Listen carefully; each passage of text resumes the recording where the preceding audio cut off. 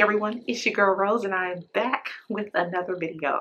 It has been a long time. I know so many good, great, godly, wonderful things have happened in my life and I can't wait to share all of them with you. I want to start by giving you a major update that my YouTube family does not know unless you're on my Instagram.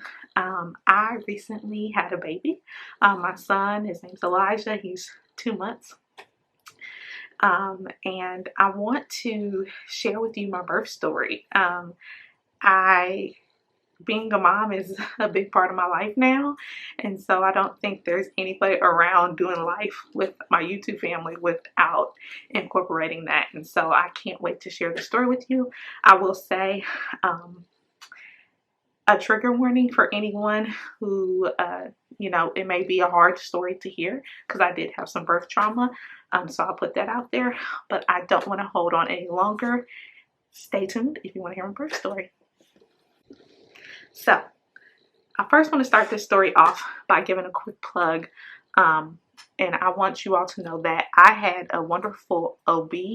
I also had an amazing doula. So the first thing I want to plug is if you are a first-time mom or second-time mom or third-time mom and you need more support, doulas are awesome. I have a friend, Jasmine. You can check her out at Reclaim Your Birth Doula on her Instagram. I'll put it in the description. Check her out. She's also a mom and was amazing support for me during my pregnancy and during my birth time. And so I want to share that with you all first. Now let's get into the story. So I guess just the pre. I found out I was pregnant in November. Me and my husband and our families, we were excited. In full transparency, I have always been scared of birth. I have so many nieces and nephews and I had not seen any of them born because I was that scared of birth. And so when it came to my own birth, I knew that I was going to need support, and I knew I wanted to lean into that support. So that's why I hired Jasmine as my doula and I had my OB. And I picked my OB after doing some research, and she was also phenomenal. Now, one great thing about having a doula, this is something you won't do with your OB, is a doula will help you create a birth plan. And so what Jasmine did with me, in addition to educating me about the birthing process and telling me about options and things like that, was she helped me made my birth plan.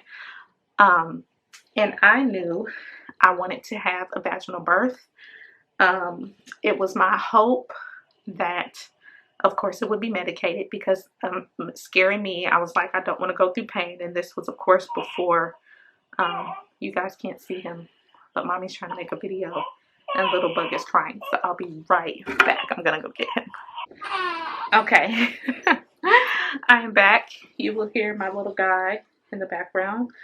He was taking a nap. And so I was like, let me try to get this video in while he's napping. But of course, he woke up and missed his mommy. So, as I was saying, my doula Jasmine helped me come up with a birth plan. And I do recommend having a birth plan. You often hear people say, birth is so spontaneous, you can't plan for it. But with everything I learned and the education that I received from Jasmine and talking with my OB, a birth plan was necessary for me as a first-time mom because I knew nothing. And so having the opportunity to say, this is what I want, this is what I desire, even though I could hold that loosely, but this is what I would want in a perfect birth, was important. So I did that with Jasmine.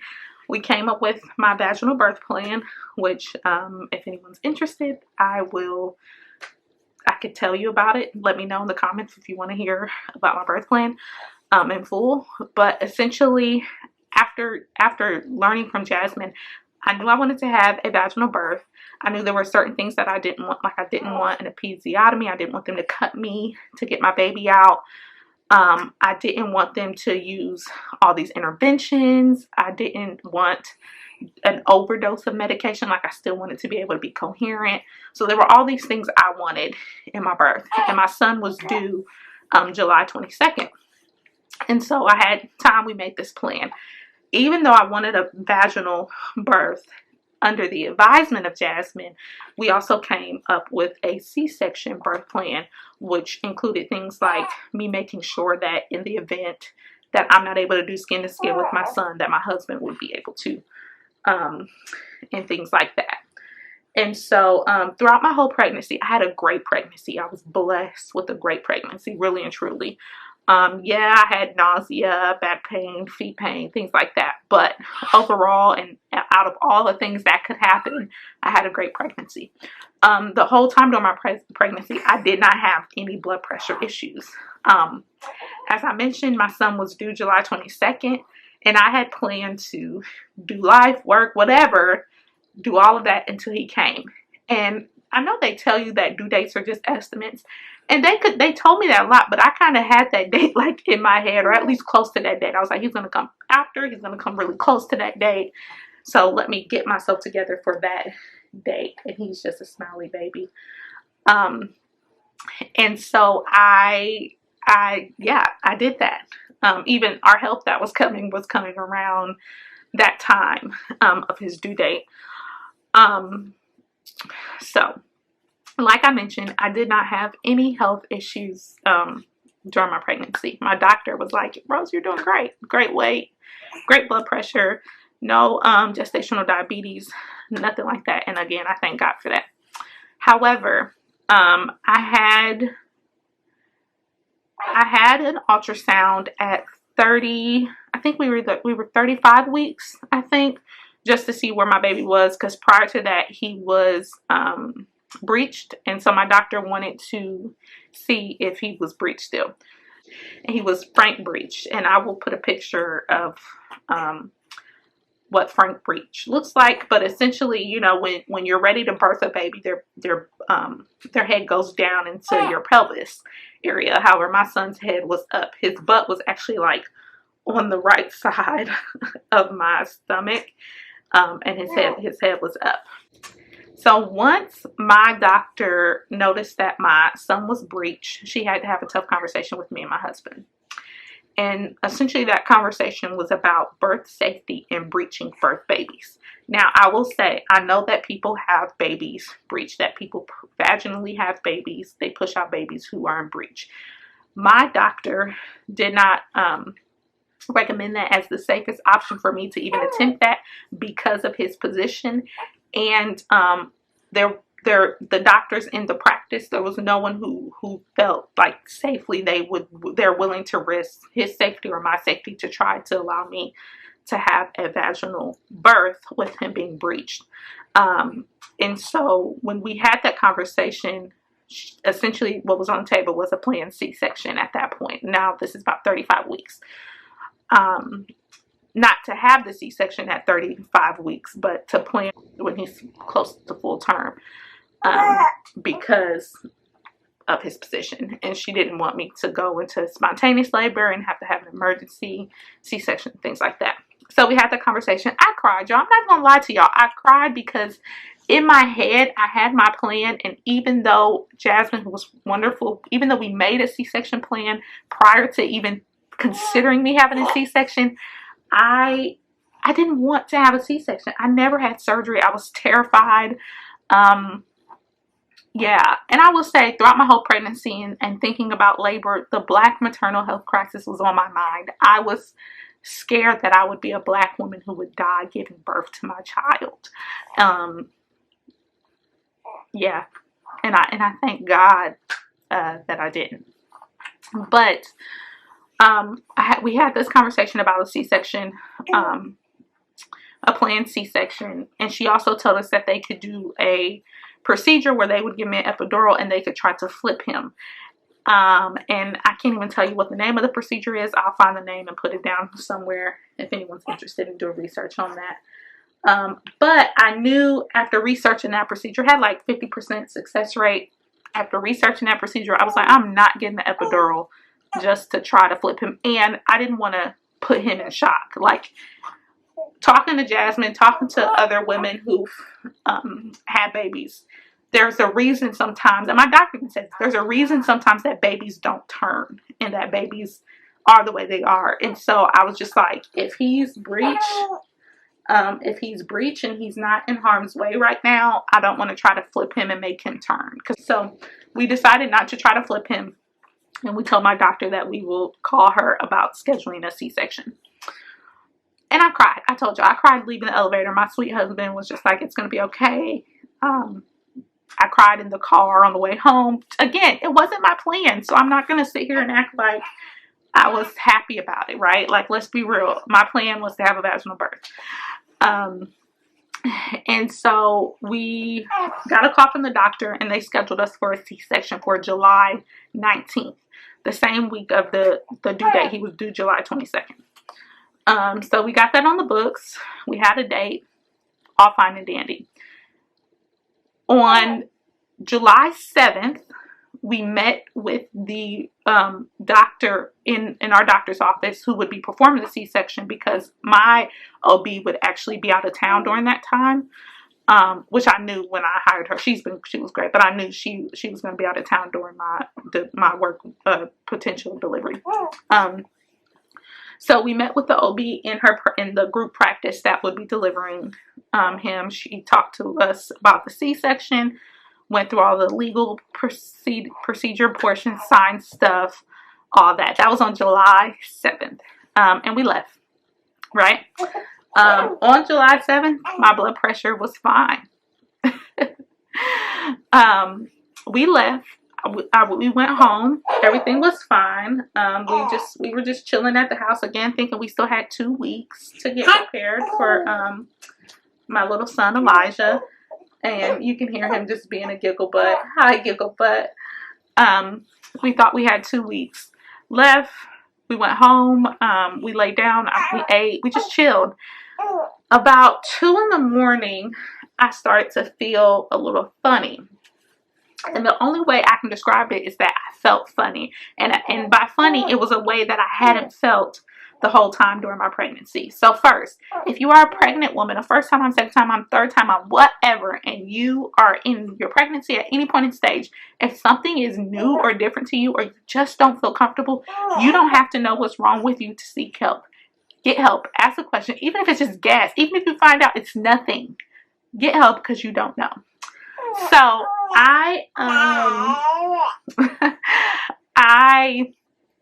what just wasn't feeling well. This was like 2 a.m. now, July 8th, 2 a.m. Now I wasn't feeling well. So I woke Adam up. My husband, his name is Adam, if you all have not, if you're new to my channel. And I woke him up and he went and got a blood pressure machine from CVS. We didn't have one at the house because I had not had any blood pressure issues the entire time. Oh, baby. So he went and got the blood pressure machine, the little one you do at home, you put on your arm. I actually have it somewhere around the house. And I took my blood pressure and it was high. I can't remember the number exactly. But I know it was high because it went red. The machine had like red, yellow, green, and it went red. And so I looked at Adam and he looked at me and he was like, call the doctor. So I called our doctor and my actual doctor picked up and she said, go to the hospital. She said, I want you to pack your bag. I don't want you to worry. I want you to pack your bag. Just in case. I want you to pack your go bag. You know, get ready. Talk to your family. All that jazz. She was actually on call that day. He wants y'all to hear him. She was actually on call. So when we got there, we actually saw her. But she was leaving because she had did surgery the night prior and her shift was about to end. So I get in, they take my blood pressure, and it was high. They're like, let's give you some medicine, we'll give you some fluids, and we'll get you out of here. That's what they kind of said, the nurses and all that. Maybe about an hour, not even an hour, maybe like 30 minutes into being there, my doctor comes in and she says, we're going to have another hard conversation. You have gestational hypertension, which is high blood pressure, you know, during pregnancy. Again, never had it. And she knew, she was just shocked. She was like, what in the world? And so she said, now, at this time, I was 38 weeks. So I was actually 38 weeks that day. And she said at 38 weeks, when a woman comes in and she has gestational hypertension, we typically like to go ahead and deliver the baby, primarily because for safety. Again, she knows my goal was to make it out alive with my baby, me and my baby, to make it out alive, right? And so she was like, one, safety, and two, we don't want you to leave and have a terrible emergency situation. So she was like, we need to prep you for a C-section. Now, mind you, I was going to have a C-section now at this point anyway, because my baby was breeched. My baby was still breeched when we went in. They did an ultrasound just to check. And so she was like, you guys can think about it. I mean, you could tell me you're not ready and you could go home. But if you go home, I'm going to have you check your blood pressure periodically, whatever the period was. I will be checking my blood pressure. She said, once I go home, if I get a high blood pressure reading, I am coming back and she's getting that baby because she's not going to let us be in an unsafe situation, which I appreciate because I didn't want to be in an unsafe situation. But again, I'm freaking out. It's July 8th. I was not preparing to have a baby on July 8th. So I looked at my husband. We called his mom. I called Gail, one of my mentors, and just the woman who loves me like my mama would. And they both were like, yeah, go on, let them get that baby. That's the safest thing. And so we prayed, and, you know, Adam, we were like, okay, we're going to have a baby. So at that point, we had agreed to do the C-section. From that point on, y'all, it was like a revolving door of people preparing me. Now, mind you, Jasmine, my doula, we did virtual. And so I text her, text her and let her know what's going on. She checked in with me. She made sure I communicated that I still wanted Adam to do skin to skin if I wasn't able to, and things like that, and make sure I advocated for myself. So we still had that going as well as far as being informed in advocacy. And so the first thing after we agreed to the C-section was they told us that it would happen about 10:30 that morning. So immediately after we agreed to the C-section, they told us it would be about 10:40. They had a couple people ahead of us, but that we could expect for me to go back about 10:40. So we got prepared. The anesthesiologist came in a couple times just to make sure I understood that how it will work. I will say they were so sweet. Now, my whole labor part, all of that was very sweet. I had great nurses, great doctors, really. I have no complaints about my hospital at all. But the anesthesiologist came in to make sure I understood that they were going to be doing like a spinal tap and giving me this medicine. It wasn't an epidural. And honestly, it did not hurt. It did not hurt. He did a great job. Anyway, 10:40 comes around and we're still not back. Again, I wasn't rushing it because I was still scared. Adam was praying with me, telling me calm down, you know, things like that. Yeah, so we had a bit of a wait period. 10:40 came around and we didn't go back. The doctor came in and told me to be a little late because they actually had a lady come in and she needed an emergency C-section. And so, again, no worries on that part. About 2:30-ish, they came and got us. Of course, they explained how it worked. They took me first. They took me to the back, to the all-white room, and they got me with the anesthesiologist, and they numbed just the bottom half of my body on the tape. They had me on the table. They did all that and got me set up. And then after I was set up, Adam got dressed in his gown and gear, and he came in there. And so he was in there with me the whole time, outside of them starting the anesthesia. And when you do the anesthesia, they have you sit up and you kind of have to like bend. You're okay, baby. You have to like bend your back over in a hunching position, and then they stick you with the needle, and that was it, at least for me. And again, it did not hurt because they numbed it. prior. So I got that done. And then we laid on the table. And it was literally just this white room in my doctor's. There was my doctor, there was a resident, and an anesthesiologist. I'm trying to think. That was it, though. It wasn't a lot of people in my room at all, of course, because we weren't just having people in the room.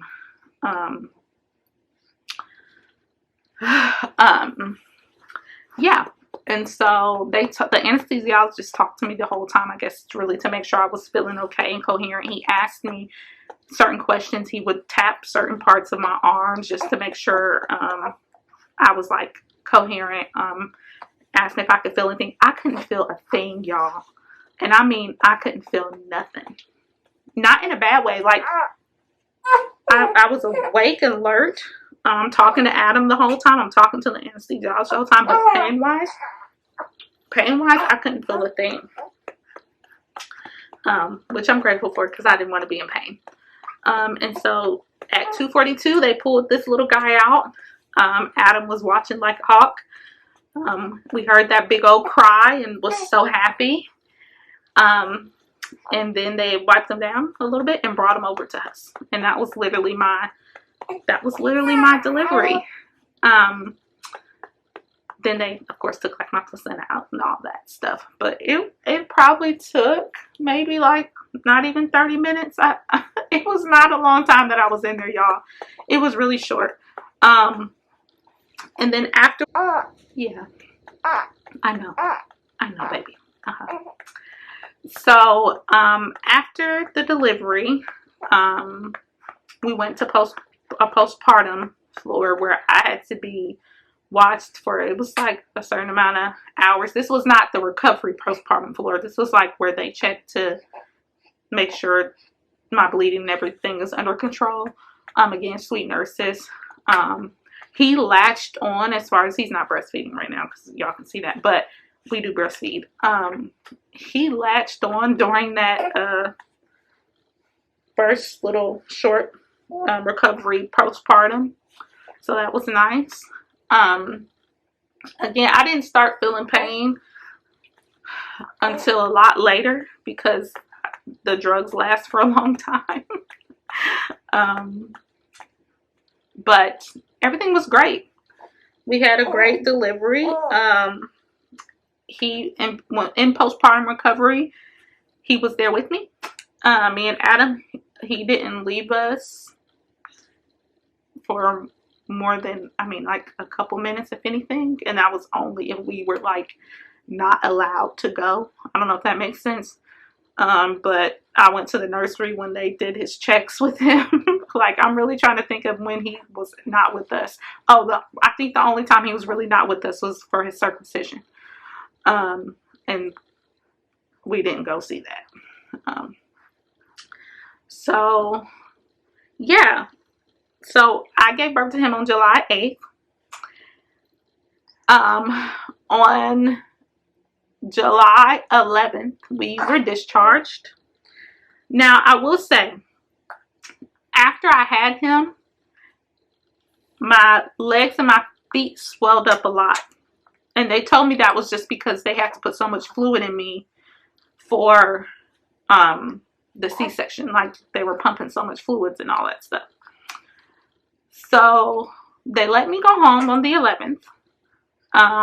Everything was fine for the most part. I joined this postpartum group through this Postpartum International organization. They have free postpartum groups, so I'll link them below. But I joined this Black Moms postpartum group, which you have online conversations with moms, and there's an educator there just to talk about postpartum things, and you can ask questions, and everyone's just sharing their experience. You can share your frustrations, all that stuff. It's great. I will link it below because I think if you're a new mom, second time mom, whatever mom, it's good to have support. And that was really great for me because, as most of you may know, I'm not in the same city as my immediate support system. So I was glad to talk to other moms.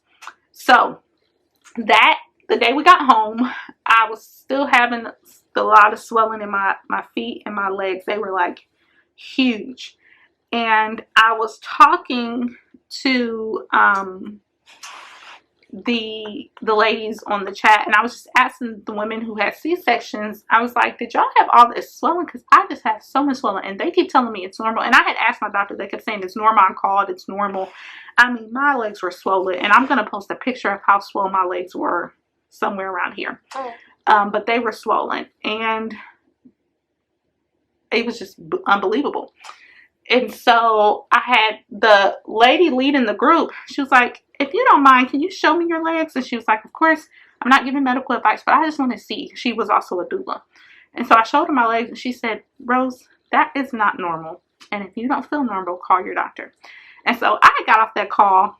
Adam told Adam, and he was like, let's call the doctor. We called the doctor. She said, it wasn't my doctor, because again, my doctor's on vacation now. It was the delivering doctor. He was very sweet, and she was like, yeah, I want you to come on in. I want to see you, so come on in.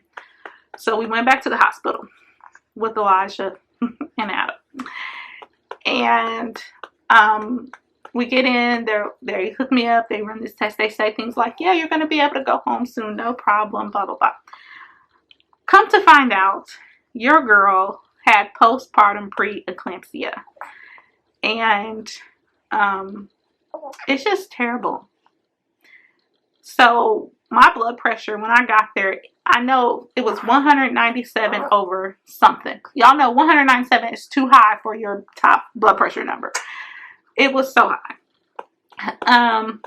And so they told me I had postpartum preeclampsia, which can be deadly, because if you get eclampsia, that's seizures. So your blood pressure in postpartum preeclampsia, from what I understand, I'm not a doctor, so if there's doctors on my channel, go ahead and explain way better than I can in the chat. But your blood pressure is so high that it leads you to have seizures. So if you get eclampsia, that means you are having seizures. Preeclampsia is what happens before you get the eclampsia, before you get the seizures. So the high blood pressure, the swelling, things like there's other symptoms, headaches, things like that. Blurred vision, I think, is one of them. But it can be deadly. It is deadly. So they started treating me. The hard part was that I could not go back home until I was in the safe zone. So at the time, me and Adam just decided that him and Elijah will just stay with me at the hospital. And so that's what we did. The first night I was there, I didn't sleep because I was worried about him. And I will even say it almost seemed like Elijah didn't sleep because he seemed to be worried about me. And so that following morning, me and Adam talked, and we just decided it would be best if Adam takes Elijah home. And when I mean that was so hard for me to have to be separated from him, even though I knew it was just going to be a short period of time. I can't tell y'all. Adam will tell y'all. He could tell y'all. I cried. I FaceTimed them probably most of every minute. Like, I'm so grateful for my husband because he did a phenomenal job taking care of this. Elijah was a day old, 2-3 days old. It was crazy. But I had to be in the hospital for, I think I was in there for two more days being treated for postpartum preeclampsia. With postpartum preeclampsia, I had to be put on a magnesium drip. They initially had put a catheter back in me. I hated the catheter, so I asked them to take it out, and I did a bedpan. When you have the magnesium drip, you can't get up and walk. And so essentially I was laying on a bedpan, using the bathroom, having the nurse come take it out because I did not want to have that catheter in me anymore. I didn't like it. But I just had to be laid up getting the medicine. Essentially, they for 24 hours you're on a magnesium drip. And essentially they check your blood pressure periodically. They give you your other medicine periodically. And that's what happened. I was on that for 24 hours. And then the next day was like monitoring. They were monitoring me. I was able to get off the magnesium drip.